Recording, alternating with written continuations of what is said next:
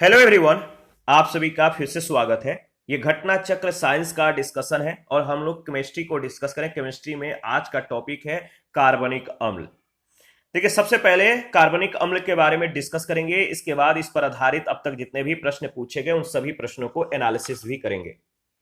और मैं बता दूं कि इसका पीडीएफ अवेलेबल है। अगर आपको पीडीएफ चाहिए तो Telegram channel, Telegram quiz group या चैनल के कम्युनिटी बॉक्स में जाइए, वहां पर इसके रिगार्डिंग में इंफॉर्मेशन को अपडेट कर दिया गया है। तो चलिए स्टार्ट करते हैं। कार्बनिक यौगिक जिनमें कार्बोक्सिलिक समूह क्रियात्मक समूह के रूप में उपस्थित होता है, कार्बोक्सिलिक अम्ल कहलाते हैं। याद रखिएगा, क्या कहलाते हैं? कार्बोक्सिलिक अम्ल। अगर बात करें तो कार्बोक्सिलिक अम्लों को हाइड्रोकार्बनों का कार्बोक्सिलिक व्युत्पन्न मान सकते हैं। जैसे CH4 अणु से एक हाइड्रोजन परमाणु को कार्बोक्सिलिक समूह के द्वारा विस्थापित करके एसिटिक अम्ल व्युत्पन्न किया जा सकता है। अम्ल के अणु में कार्बोक्सिलिक समूहों की संख्या 1, 2 या 3 होने के अनुसार अम्ल जो है मोनोकार्बोक्सिलिक, डाई कार्बोक्सिलिक या ट्राई कार्बोक्सिलिक अम्ल कहलाते हैं। जैसे यहां पर आप देख सकते हैं, मोनोकार्बोक्सिलिक एसिटिक अम्ल, डाई कार्बोक्सिलिक सक्सेनिक अम्ल और ट्राई कार्बोक्सिलिक को सिट्रिक अम्ल। संतृप्त मोनोकार्बोक्सिलिक अम्ल या वसा अम्ल, इसके बारे में डिस्कस कर लेते हैं। देखिए, अगर बात करें तो मोनोकार्बोक्सिलिक अम्लों के अणु में एक कार्बोक्सिलिक समूह उपस्थित होता है। ठीक है। एलिफैटिक संतृप्त मोनोकार्बोक्सिलिक अम्ल RCOOH प्रायः वसा अम्ल कहलाते हैं, फैटी एसिड्स कहलाते हैं, क्योंकि इस श्रेणी के उच्च सदस्य जैसे पामेटिक अम्ल, एस्टियरिक अम्ल आदि सर्वप्रथम वसा से प्राप्त किए गए थे, फैट से प्राप्त किए गए थे। फार्मिक अम्ल सबसे सरल मोनोकार्बोक्सिलिक अम्ल है। फार्मिक अम्ल सर्वप्रथम चींटियों से आसवन के द्वारा प्राप्त किया गया था, अतः उसका नाम फार्मिक अम्ल पड़ा। एसिटिक अम्ल सिरके का मुख्य अवयव होता है, अतः उसका नाम एसिटिक अम्ल रखा गया था। संतृप्त मोनोकार्बोक्सिलिक अम्लों के सूत्र और नाम, जैसे फार्मिक अम्ल, इसका IUPAC जो नाम है वह है मिथेनोइक अम्ल, सूत्र है HCOOH। एसिटिक अम्ल का IUPAC जो नाम है एथेनोइक अम्ल है, सूत्र है CN3COOH। प्रोपियोनिक अम्ल का IUPAC नाम है प्रोपेनोइक अम्ल, सूत्र है CN3CH2COOH। और ब्यूटेरिक अम्ल का IUPAC नाम ब्यूटेनिक अम्ल है और इसका सूत्र होता है CN3CH2CH2COOH। और आइसोब्यूटेरिक अम्ल का IUPAC जो नाम है वह 2 मेथिल प्रोपेनोइक अम्ल। ठीक है, याद रखिएगा। भौतिक गुणों के बारे में अगर बात करें तो मोनोकार्बोक्सिलिक अम्लों की श्रेणी के प्रथम जो 3 सदस्य हैं, फार्मिक, एसिटिक और प्रोपियोनिक अम्ल, ये तीखी गंध, याद रखिएगा, तीखी गंध के रंगहीन द्रव्य है। ब्यूटेरिक अम्ल जो सूत्र होता है ब्यूटेरिक अम्ल का C3H7COOH। तो ब्यूटेरिक अम्ल से नोनैनोइक अम्ल तक के वसा अम्ल तेल जैसे द्रव्य हैं, जिनमें दुर्गंधी मक्खन जैसी गंध आती है। और याद रखिएगा, डेकोनोइक अम्ल से उच्च सदस्य गंधहीन ठोस है। मोनोकार्बोक्सिलिक अम्ल नीले लिटमस को लाल करते हैं। मोनोकार्बोक्सिलिक अम्ल नीले लिटमस को क्या करते हैं? लाल करते हैं। फार्मिक अम्ल या मिथेनोइक अम्ल के बारे में अगर बात करें तो फार्मिक अम्ल संतृप्त मोनोकार्बोक्सिलिक अम्लों की श्रेणी का पहला सदस्य है और यह लाल चींटियों में तथा मधुमक्खी, बड़े बिच्छू बुट्टी आदि के डंक में तथा कुछ अन्य जीवों में पाया जाता है। चींटी, मधुमक्खी या बर आदि के काटने या डंक मारने पर शरीर में खुजली, जलन व चिड़चिड़ापन मुख्य रूप से फार्मिक अम्ल के उपस्थिति के कारण होती है। फार्मिक अम्ल के जो गुण है इसके बारे में अगर बात करें तो पहला है भौतिक गुण। फार्मिक अम्ल तीखी गंध का एक रंगहीन द्रव्य है। इसका गलनांक 8.4 डिग्री सेंटीग्रेड और क्वथनांक 100.5 डिग्री सेंटीग्रेड है। यह एक संक्षारक द्रव्य है। यह त्वचा पर फफोले डाल देता है। यह जल, एल्कोहल और ईथर में पूर्ण रूप से मिश्रणीय है। एसिटिक अम्ल या एथेनोइक अम्ल के बारे में अगर बात करें तो कार्बनिक अम्लों में एसिटिक अम्ल प्रमुख है। एसिटिक अम्ल सिरके का मुख्य अवयव होता है और इसीलिए यह अम्ल एसिटिक अम्ल कहलाता है। सिरके का खट्टा स्वाद एसिटिक अम्ल के उपस्थिति के कारण होता है। एसिटिक अम्ल वाष्पशील एस्टरों के रूप में कई वनस्पतियों के सुगंध तेलों में पाया जाता है। एसिटिक अम्ल के जो गुण है, ठीक है, निर्जल एसिटिक अम्ल तीखी गंध का रंगहीन द्रव्य है। इसका क्वथनांक 118 डिग्री सेंटीग्रेड है। यह ठंडा करने पर बर्फ जैसे क्रिस्टलीय ठोस में जम जाता है। इसे ग्लाइसल एसिटिक अम्ल भी कहते हैं। यह एक संक्षारक द्रव्य है। यह जल, एल्कोहल और ईथर में पूर्ण रूप से मिश्रणीय है। डाई कार्बोक्सिलिक अम्ल, डाई कार्बोक्सिलिक अम्लों में दो कार्बोक्सिलिक समूह उपस्थित होते हैं। देखिए, ऑक्सैलिक अम्ल सबसे सरल संतृप्त डाई कार्बोक्सिलिक अम्ल है। इस श्रेणी के कुछ सदस्य निम्नलिखित हैं, यहां पे आप देख सकते हैं। ठीक है, इसको एक बार अच्छे से ऑब्जर्व कर लीजिए। यह है आपका ऑक्सैलिक अम्ल, यह है मैलोनिक अम्ल और यह है आपका सक्सिनिक अम्ल। इसके बाद इस पर आधारित प्रश्न पूछा गया, जैसे पहला प्रश्न है कथन ए, फार्मिक एसिड एसिटिक एसिड से अधिक तेज अम्ल है, कारण फार्मिक एसिड ऑर्गेनिक एसिड है। क्या यह सही है? तो देखिए, फार्मिक एसिड एसिटिक एसिड से अधिक तेज अम्ल है, बिल्कुल। और फार्मिक एसिड ऑर्गेनिक एसिड है, यानी आर ए का सही स्पष्टीकरण तो नहीं है, लेकिन ए और आर दोनों सही है। फार्मिक अम्ल और एसिटिक अम्ल दोनों ऑर्गेनिक मतलब कि अम्ल है। HCOOH CH3COOH से अधिक तेज अम्ल है, क्योंकि इसमें H प्लस प्रोटॉन आसानी से मुक्त होता है। यहां पे आप देख सकते हैं। प्रश्न संख्या सेकंड है, लंबे समय तक कठोर शारीरिक कार्य के पश्चात मांसपेशियों में मसल्स में थकान अनुभव होने का कारण होता है।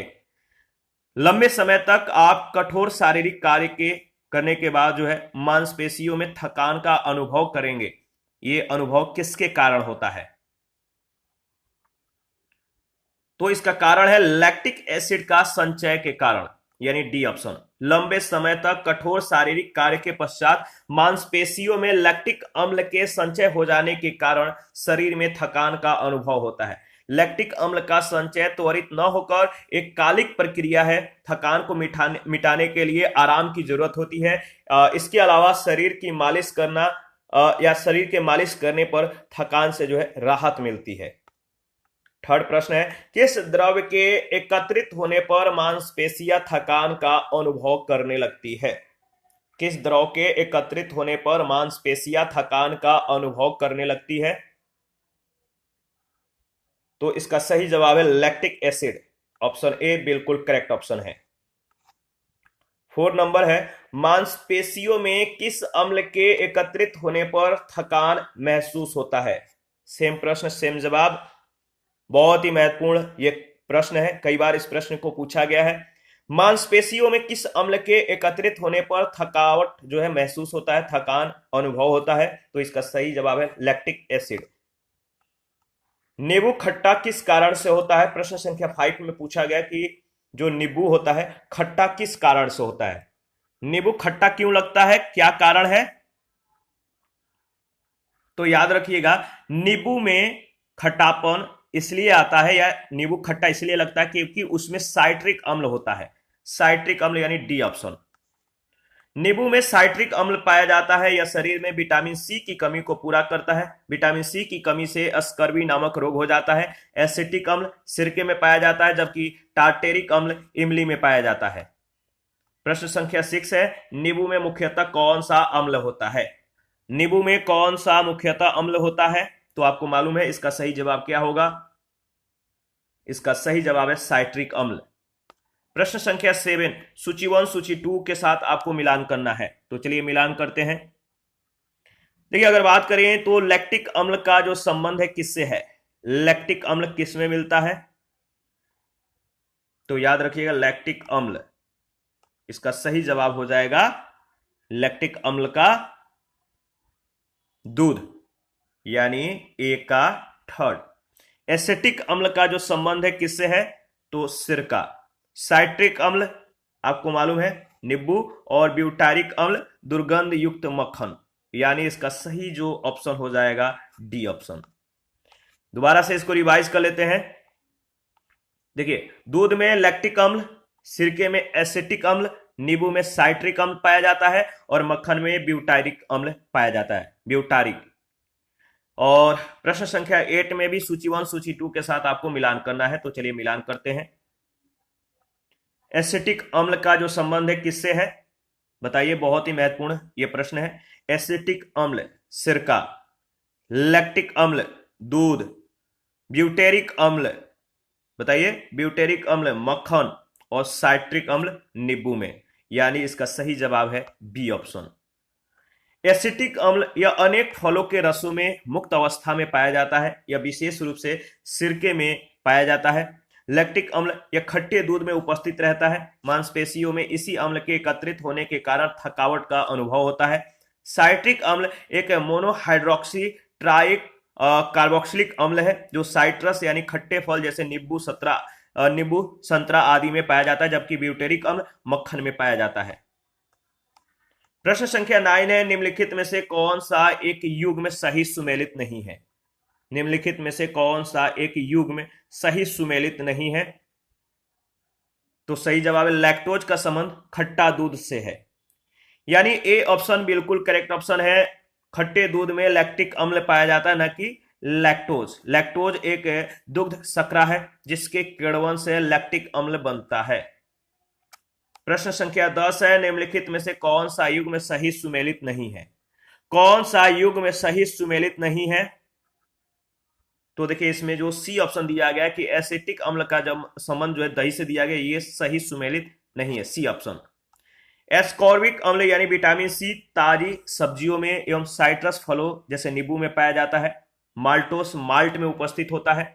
किसी अन्न को अंकुरित कराकर फिर से उसे गर्म हवा की सहायता से सुखाने से प्राप्त उत्पाद को माल्ट कहते हैं। दही में एसिटिक अम्ल नहीं बल्कि लैक्टिक अम्ल मिलता है। और लाल चिंटियों में जो रेड एंट्स होते हैं इनमें फार्मिक अम्ल उपस्थित होता है।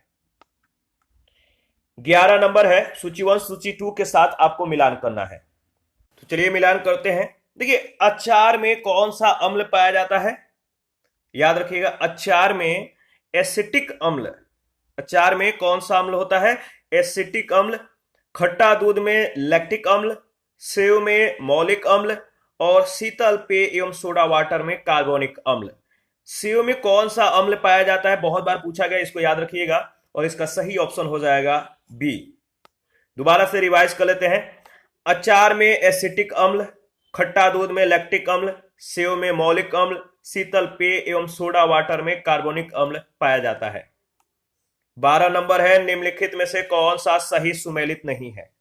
निम्नलिखित में से कौन सा सही सुमेलित नहीं है। तो इसका सही जवाब हो जाएगा ऑप्शन सी, दूध का खट्टा होना। नाइट्रिक अम्ल दिया गया है जो कि सही सुमेलित नहीं है। दूध में लैक्टोज नामक शर्करा पाई जाती है। इसमें लैक्टोबैसिलस नामक जीवाणु की उपस्थिति होता है जो ऊर्जा के लिए लैक्टोज का प्रयोग करता है और उप उत्पाद के रूप में लैक्टिक अम्ल उत्पन्न करता है। इस लैक्टिक अम्ल के कारण ही दूध का स्वाद खट्टा प्रतीत होता है। 13 नंबर है, खुले में कुछ देर रखा दूध खट्टा हो जाता है, कारण क्या है। खुले में रखा हुआ दूध जो है खट्टा हो जाता है, कारण है, क्या कारण है, लैक्टिक अम्ल। यानी बी ऑप्शन इसका सही जवाब है।